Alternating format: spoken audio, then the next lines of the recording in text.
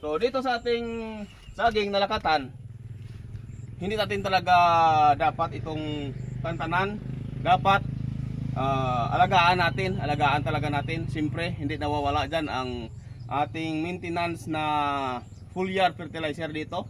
Ang Growers Bet 1000 Plus foliar fertilizer. Yan.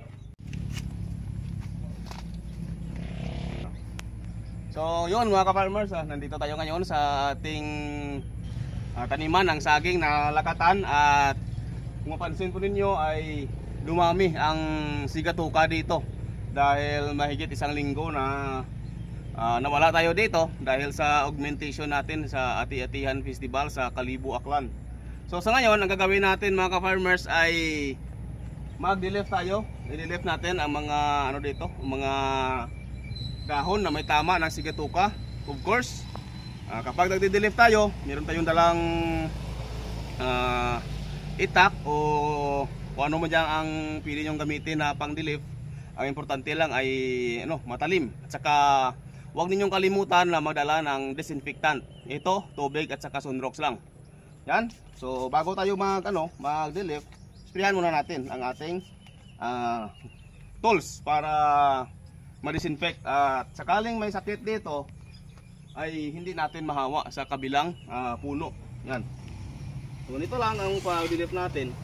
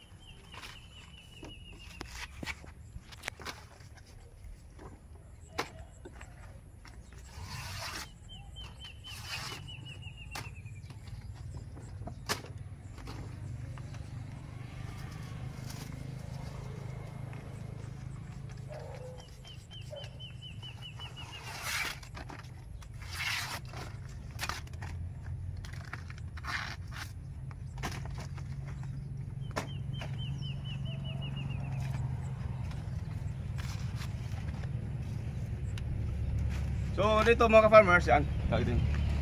Ito kung mapansin to ninyo ay marami ang mga subwal na tumutubo dito.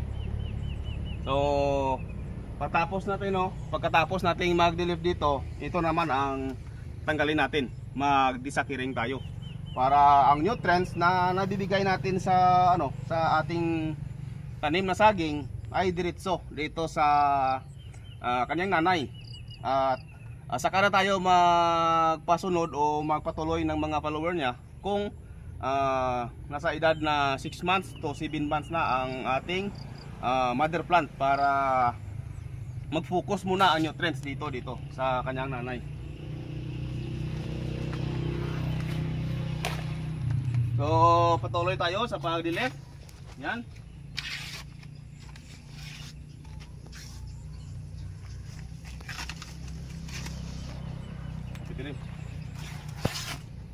So ganito lang mga ka-farmers, lahat ng mga bagay dito sa pagtatanim ay natutunan natin. Tayo, hindi man tayo eksperto, lahat ng mga ginagawa natin dito ay ginagaya lang din natin sa iba. And then kung mayroon man tayong mga sariling nating pamamaraan ay dinadagdag natin. So hindi tayo madamot sa mga kaalaman na meron tayo. Sinishare natin ito mga farmers sa lahat nating mga follower, sa ating mga viewers. So dito sa ating saging na lakatan, hindi natin talaga dapat itong tantanan. Dapat alagaan talaga natin. Siyempre hindi nawawala dyan ang ating maintenance na foliar fertilizer dito. Ang Growers Bet 1000 Plus foliar fertilizer. Yan. Growers Bet 1000 Plus foliar fertilizer lang talaga mga farmers ang ating ginagamit dito. Yan, wala tayong ginagamit na ibang mga mga foliar fertilizer dito.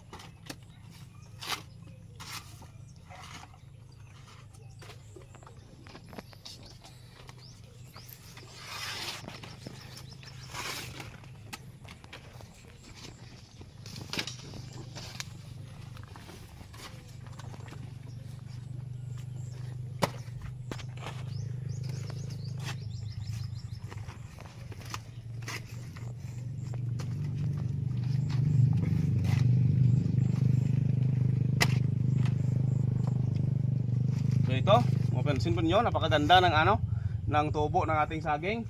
Sa talbos niya, sa dahon. Of course, ang sigatoka, hindi talaga natin yan maiwasan mga ka-farmers.